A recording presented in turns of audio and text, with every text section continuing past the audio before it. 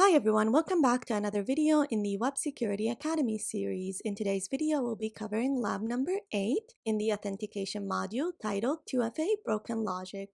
If you do not have an account on the Web Security Academy, you can get one by visiting the URL portswigger.net/websecurity and clicking on the sign up button. I already have an account and I am logged in, so to access the exercise, I'm going to click on Academy, select all labs,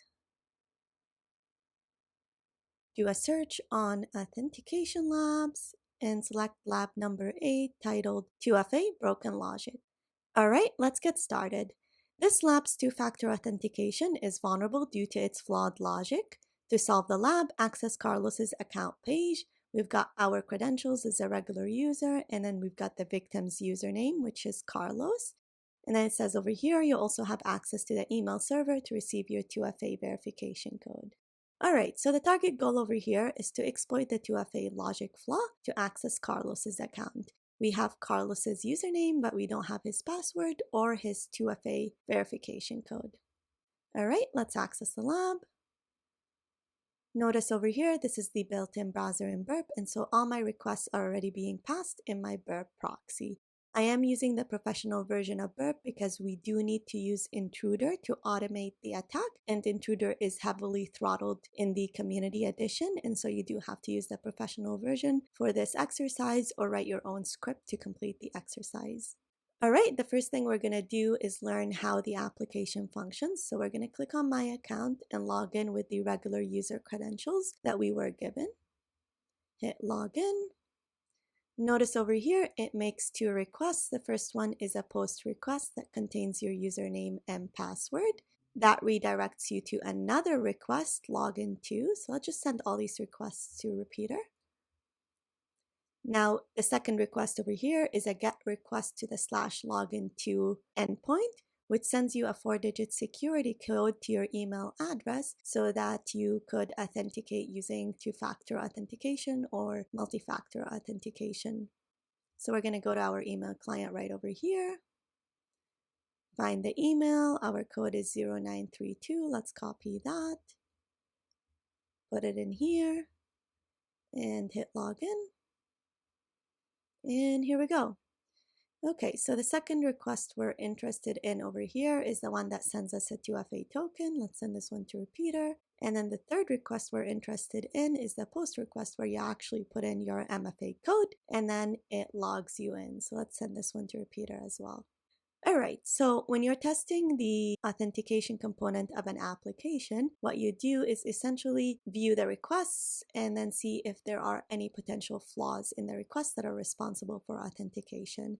The first one is a post request to the login page, which takes in the username and password. This looks completely normal. The second one is an endpoint /login2 that generates the 2FA token that gets sent to your email address. Now, if we look over here, it doesn't take any parameters in the URL of the request. However, you could see over here in the cookie field, there's a session token, which is normal because it needs to be able to maintain the session across requests. However, there's another cookie over here called verify, which takes in the username of the user, which is odd. Now, my guess over here is this verify token takes in the username, and then based on this value, the backend sends the 2FA token to this username over here, which is terrible because this way you could just change the username over here and send the 2FA token to another user. That is a vulnerability. However, it's not a big deal because if you're just sending a 2FA token to another user, you still can't access their account without accessing their email address. So we do need to find another vulnerability, but this is a start. So what we're going to do is we're going to remove the session token completely because this one is tied to the regular user account. And then we're just going to call this Carlos. Hit send. So far, so good. I get a 200 OK message and it tells me, please enter your 4-digit security code. So my guess over here is it did send Carlos a 2FA token. I don't have access to Carlos's email client.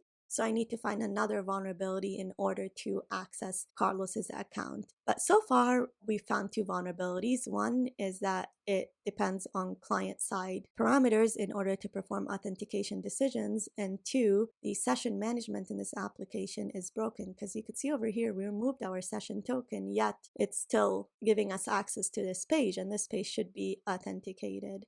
So far there's two vulnerabilities. We need to find a third one to access Carlos's account. So let's go over here for step number 3. It's a post request to the /login2 endpoint, and it takes in the MFA code. All right, interesting. So over here, it still takes in the verify cookie, which takes in the username of the user and then the session token. I'm just going to remove this and see what happens. Hit send. Okay, so this still sends me to the /myaccount page, which means you don't actually need a valid session. All you need is the correct MFA code over here that is tied to this username over here in order to log into the user's account. This means that the username and password are actually not required, which is good because I don't have Carlos's password. So now all I have to do is guess Carlos's MFA code. So let's change this to Carlos and see what happens. Hit send. We get a 200 OK, and if we render over here, you could see it says incorrect security code. All right, so now what I need to do is guess this MFA token in order to log into Carlos's account. I don't actually need to know his password. This might be difficult if there's some kind of brute force mechanism on this application, but my guess is there isn't. So let's hit send a few more times. If after 5 times it doesn't log you out, that means there's no brute force protection on this page, which is another vulnerability. So far, this whole authentication mechanism contains about 4 or 5 vulnerabilities. So let's send this to Intruder. In Intruder over here, let's clear everything and then add on this parameter over here. So this is the token that we want to guess.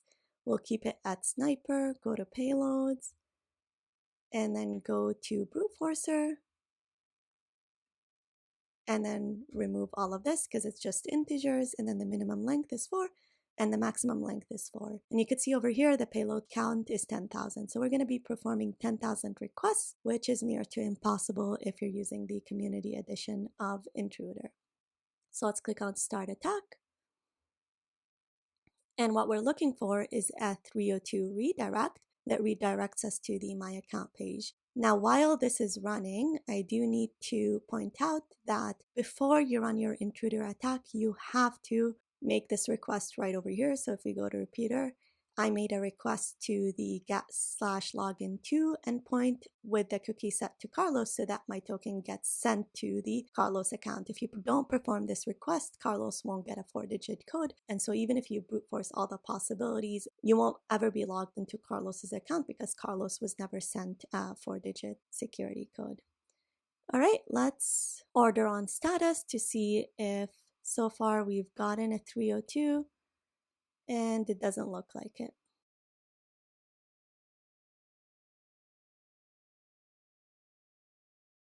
All right, the attack completed, and look at that. We get a 302 redirect on the payload 1589. And if we look at the redirect location or URL, it's to the /myaccount page. So we've identified the token that was sent to the Carlos account. Let's copy the session ID, right-click, inspect, go to application, and under cookies right over here, we're just going to change that to the session token of the Carlos account that we just received. And then we'll just remove this cookie over here. So let's delete it. And then just visit the My Account page, hit enter, and here we go. So you could see if we remove this, we're logged in as Carlos and it says, congratulations, you solved the lab. All right, so we successfully completed the exercise by exploiting the vulnerability using burp intruder. We usually script our exploits in Python. However, this exercise does require multi-threading because 10,000 requests done individually is going to take an incredibly long time. But multi-threading is out of scope for this course, and so I'll leave the scripting portion as an exercise.